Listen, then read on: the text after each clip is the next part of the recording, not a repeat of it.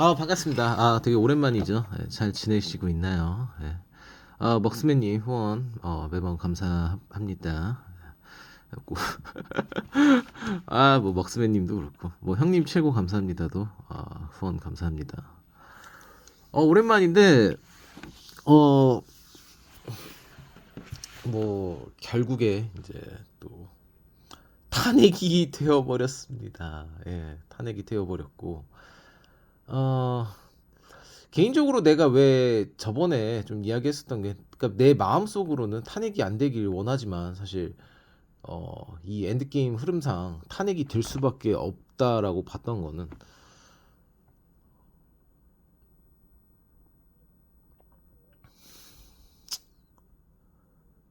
탄핵이 안 되면은 지금까지 쌓아 올렸던 좌파 세력들이 어떻게 보면 다 괴멸할 수밖에 없기 때문에 그걸 볼 수가 없다라는 거야. 사실 그걸 볼 수가 없다.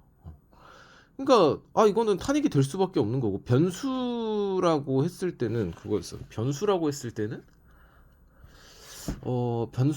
때는 여러 가지 중에 한 가지가 있었는데, 이제 뭐 루머로 돌던, 사실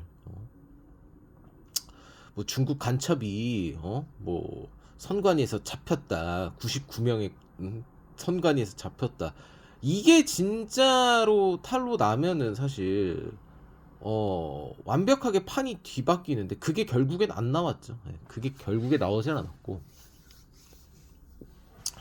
결국에 탄핵 국면까지 갔다라고 보고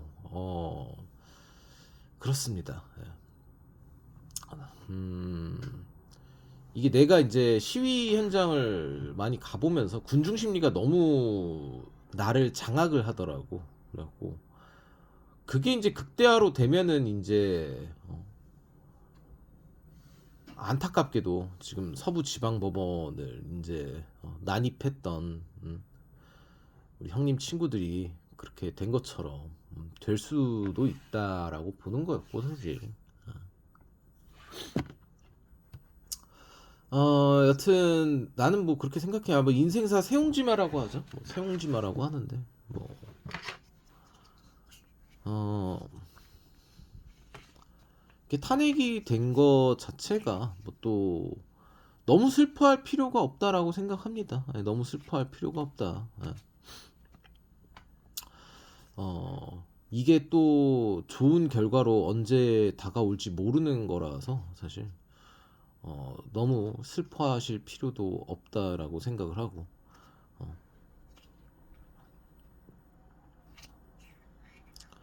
이제 좌파 쪽에서는 내가 봤을 땐 그래요. 좌파 쪽에서 어, 지지율이 너무 낮기 때문에 민주당 쪽에서 대통령을 나오기가 굉장히 어렵기 때문에, 이제부터는 얘네들이 할 수 있는 최고의 전략은, 결론적으로 이 민주당에서는 이재명이 나옵니다. 제가 봤을 때 조기 대선을 치른다라고 했을 때 이재명이 나와요. 왜냐면은 그쪽 세력들은요, 뭐 좌파 세력들은 물불 안 가립니다. 당 명을 따르는 애들이기 때문에 뭐 지금껏 그래 왔고 계속 그럴 거예요. 지금껏 그래 왔고 계속 그럴 거고. 근데 이제 문제가 뭐냐면 지지율이 낮기 때문에 선거에서 질 확률이 굉장히 높은데, 이 지지율을 최대한 끌어올리는 방법은 뭐냐면 과거의 이회창 때랑 비슷한 것 같아. 노무현 이회창 대선 때와 같은 것처럼, 그때 이인재였나? 이인재가 표를 다 갉아먹으면서 노무현이 된 걸로 알고 있는데, 보수 쪽에 분열을 일으킬 가능성이 굉장히 높죠. 대권 주자들이 이제 보수 쪽 대권 주자들이 뭐 나오면은, 너무 많이 나와 버리면은 표가 갈려 버리지. 이제 뭐 홍준표 나온다, 뭐 또 누구야? 홍준표가 나온다, 뭐 안철수가 나온다, 음? 김문수가 나온다, 그 누구냐,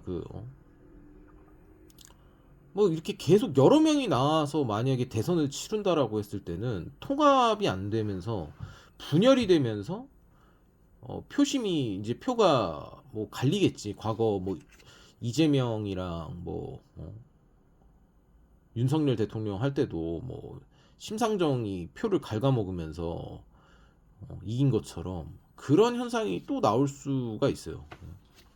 그런 현상이 또 나올 수 있기 때문에 보수 쪽에서는 사실 이제 좀 더 머리를 써야 된다라고 봐. 머리를 좀 더 써야 된다.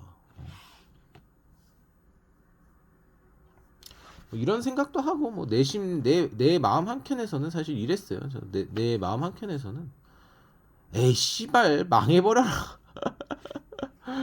망해버려라. 내가 왜 그랬냐면은 이제 나는 이 시위 현장도 많이 보고 뭐 이랬는데 아직까지 정신을 못 차리더라고. 아직까지 정신을 못 차리고 그 여성들을 우대하는 그 중심을 아직까지 놓지를 못하더라고. 지금 판에서는 이제 남성들이 주축이 돼가지고 힘을 한데 모아서 해야 되는데 아직까지도 그걸 못하더라고. 뭐 대통령, 뭐 대학교 무슨 시국 선언한답시고 하면 죄다 여자들 나와가지고 뭐 짹짹짹짹 거리는데 사실 그렇게 해봤자 그 백날 마이크 잡고 짹짹 거려봤자야 아무 의미가 없다라는 거야. 아무 의미가 없어. 지금도 뭐 한남동에서 뭐 노래 틀어놓고 뭐 꽹가리 흔들면서 뭐 이렇게 하는데 아무 의미 없어. 미안하지만 아무 의미가 없어. 결과론적으로 말했잖아. 아무 의미가 없다니까 그거는. 아무 의미가 없어요. 족같지만 그게 현실이야. 족같지만 그게 현실이고.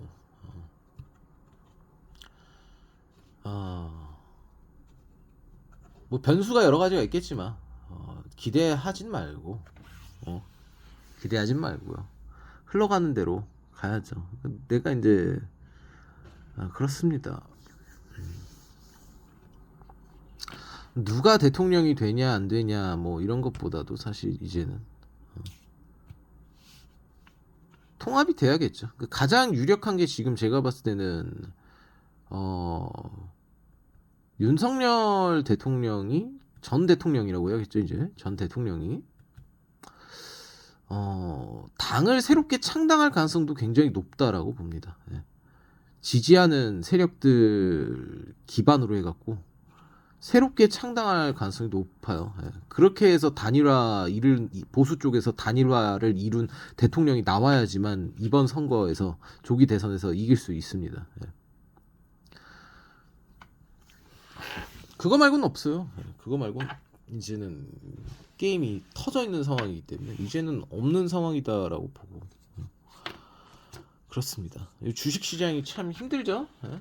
주식 시장이 참 요란법석합니다.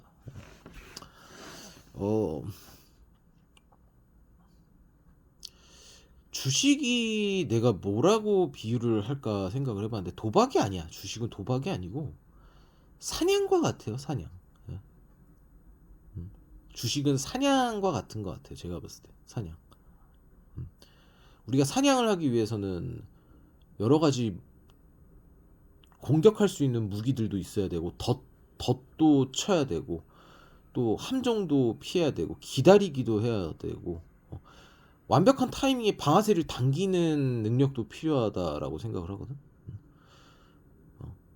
그리고 그 내가 사냥하려고 하는 그 짐승이 위험한 짐승일수록 정말 조심해야겠지, 그치? 정말 조심해야겠지.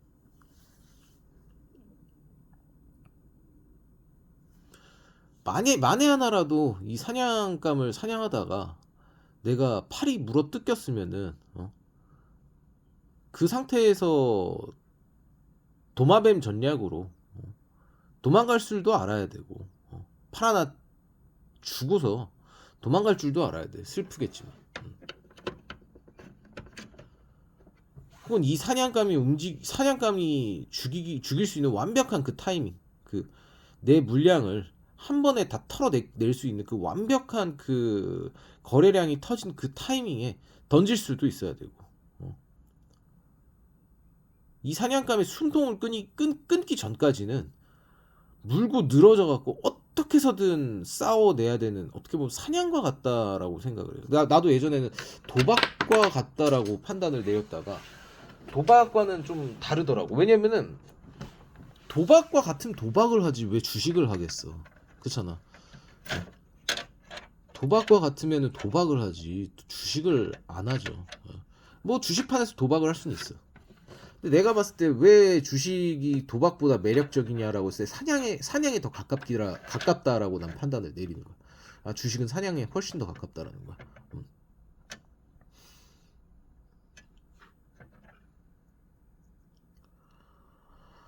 어,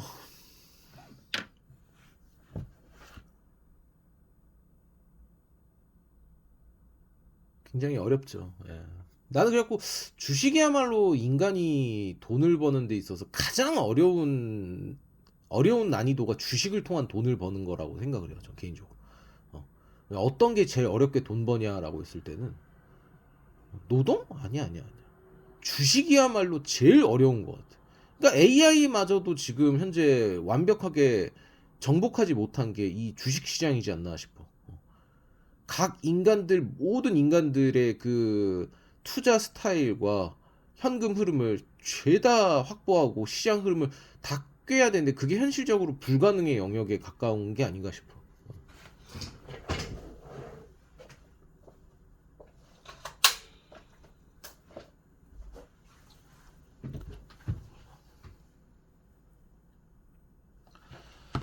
다들 건투를 빕니다. 요즘 다 주식을 많이 하시더라고. 근데 오히려 그거 같아 나는. 뭐 코인 같은 경우에는 사실 뭐 어떤 뉴스 호재 이런 것보다도 그냥 시장 흐름을 많이 따라가는 편인데 주식 같은 경우에는 어떤 기대감이 너무 큰 거야. 어떤 뭐 호재나 이런 게. 그러니까 오히려 어떻게 보면은 진짜 아무 기대 안 하고 투자할 거면은 차트 흐름만 보고서 투자할 거면은 코인이 오히려 낫다 그 생각도 들고 단순하니까. 근데 주식은 정보력 싸움인데 이 정보력 싸움에서 너무 개인들이 뒤처질 수밖에 없는 거야. 정보를 주더라도 해석을 못 해요. 해석하는데 굉장히 어렵다라고 또 생각을 하고 세력들이 가지고 노는 것도 요즘은 상상을 초월하는 것 같습니다. 예, 상상을 초월해요.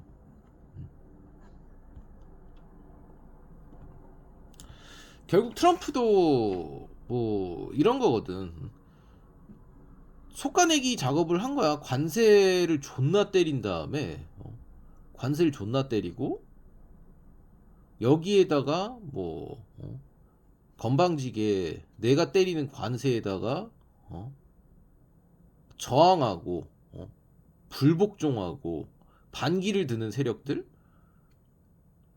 너넨 다 뒤져 이거거든 사실. 여기에 지금 중국이 말려들었죠. 결론적으로는 중국만 말려드는 거야 지금 현재. 중국만 관세가 지금 거의 100%가 넘게 돼버렸어요. 세금만 100%야. 한국 한덕수 총리가 그래 잘했죠. 아유 씨발. 예, 제가 트럼프 황제님이 세금을 올리시겠다는데 제가 뭘 그 반기를 들겠습니까?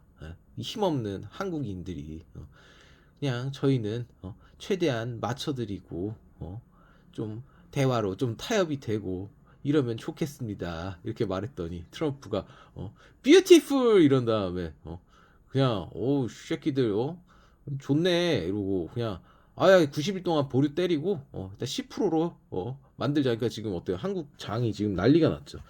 그러니까 전 세계에서 지금 뭐 이 말 한마디 그러니까 결국에는 트럼프가 힘을 과시를 한 거야. 힘을 과시를 한 거야. 너네 세계 증시는 결국에는 내 손아귀에 달려 있다. 니네들이 아무리 해봤자 내 손 하나 까딱하면은 타노스 손가락처럼 딱 하면은 그냥 반토막 나는 거고 딱 하면 그냥 바로 위로 올라가는 거고 그걸 보여주는 것 같아요. 예, 진짜 고도의 전략을 쓰는 뭔가 그 기존의 정치인과는 다르게 뭔가 패를 다 보여주면서 하는 그런 보드게임 같은 느낌의 정치 스타일이 아니라 트럼프는 마치 포커를 하는 느낌의 정치인 같아요. 예. 포커를 하면서 상대방을 속이고 블러핑을 하면서 그러면서 정치를 하는 것 같다라고 봐요. 사실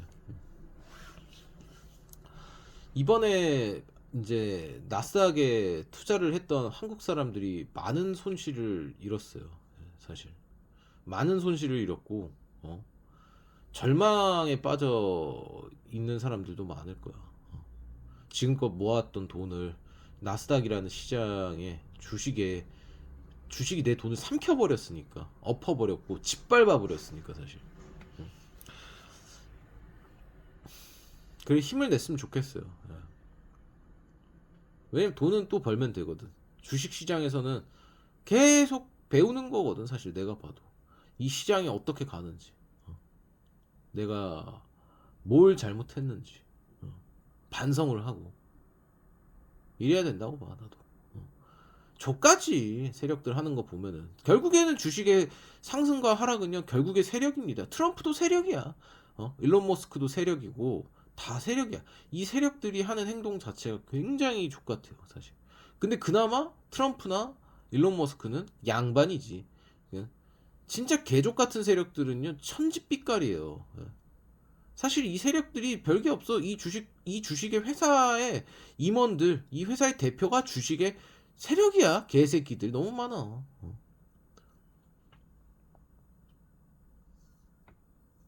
안 그래요? 족같은 새끼들. 사람을 거의 반 병신을 만들어 놓고 그 다음에 올리는 게 주식이야. 사람 아예 반 병신으로 만들어 놓은 다음에 그 다음에 이제 끼질끼질 올려준다니까. 아마 이번에 하락장 때 엄청난 손실을 입고서 내가 두 번 다시 주식 안 해 이러고 매도 다 치고 손절 친 다음에 꿀잠 자고 딱 일어났더니 오늘 아침에 보니까 아니 씨발 뭐 50%막 20% 40% 가는 종목들이 있을 거 아니야 나스닥 하시던 분들은. 아이 개 족같은 새끼들 이랬는데 하루만도 아니야 한 시간만 두 시간만 참았으면 된 건데 그런 사람들도 있다라는 거야. 주식이 족같은 거야. 근데 내가 이제 어느 한편으로 이렇게 조언을 하자면은 내가 느끼는 게 그거야. 주식을 하시는 분들은요, 예. 신용과 미수만 찍지 않으면은 기다림에서 기다릴 줄만 알잖아. 그러면은 이길 확률이 그래도 2분의 1로 간다니까. 이길 확률이 2분의 1로 가요. 예. 그게 몇 년이 걸릴진 몰라. 최소 몇 달에서 몇 년이 걸릴진 모르거든. 근데 기다릴 줄만 아는 그 기다릴 수 있는 그 보급만 잘 되더라도 이길 수가 있어요. 전쟁에서 제일 중요한 게 뭔 줄 알아요? 보급이야, 보급. 전쟁에서 제일 중요한 게 보급이야. 막말로 군인들이 아무리 훈련이 잘 되어 있어도 싸울 수 있는 총알이, 총과 칼과 대포 이런 게 보급이 안 되잖아. 전쟁에서 져. 과거에 러시아랑 독일이 러시아를 침공했을 때 왜 졌냐면 보급이 안 돼서 졌어. 보급이 안 되는 거야. 어느 순간 보급이 끊긴 거야.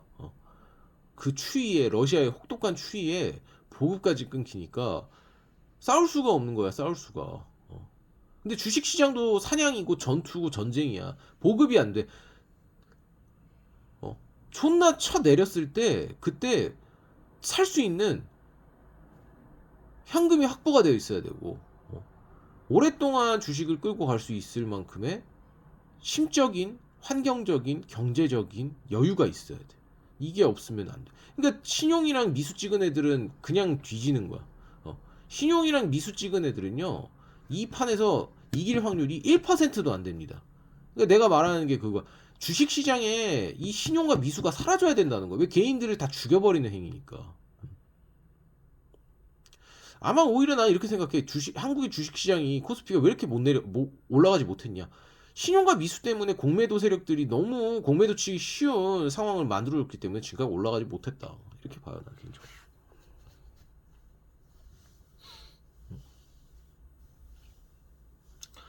오늘장부터 이제 90일 동안은 생각해요. 90일 동안은 유예 기간이야. 이제 최소 못해도 한 달에서 한두 달, 두 달은 한 달까지는요. 제가 봤을 때 축제 기간입니다. 주식시장 축제 기간이에요. 예. 레스 파티예요, 파티. 예. 그래갖고 너무 성급하게 팔지 마시고 홀딩 하시는 전략을 가세요. 왜냐면 본인들이 지금까지 손해봤던 것들이 단 하루 만에 수익으로 전환되고 더 많은 수익으로 전환될 수 있는 그 시기가 지금부터 시작될 거다라고 또 생각을 합니다. 예. 위험한 종목들 투자한 사람들이 많을 거예요. 예, 위험한 종목들 많이 투자했었을 텐데. 나는 그렇게 생각해. 그 투자의 어떤 그 결정은 내가 내린 거고 그 판단도 내가 책임을 질 수밖에 없다라고 봐. 내가 결정을 내렸으면은 내가 판단을 내리고 결정을 내렸으면 그 책임을 내가 져야 돼 사실. 근데 내가 이제 딱 이야기하고 싶은 건 뭐냐면은 기다려야 돼. 기다려. 무관심으로 대응하라는 거예요. 무관심으로. 제일 어려워. 그게 제일 어렵습니다. 아마 무관심만 했어도 손해를 안 보고 수익을 극대화 왔을 거야, 사실. 그러니까 내가 하는 어떤 그런 대응들 있잖아. 내가 하는 어떤 그 대응들이 사실 뭐 좋게 되는 경우도 있겠지만 특히나 수익적인 면에서는 대응을 했을 때 손해 보는 혹은 이익의 극대화를 못 보는 경우가 굉장히 많아. 반대로 손해를 볼 때는 대응을 하는 것도 좋긴 하겠지. 짧게. 근데 몸통이 날아간 상태에서 대응이 안 되는 것 같아요. 마이너스 50 찍으면은 사실 대응이 안 되는 것 같습니다. 여튼 건투를 빌고 다들 돈을 열심히 벌고 투자하시고 그렇게 생각하시면 좋을 것 같아요.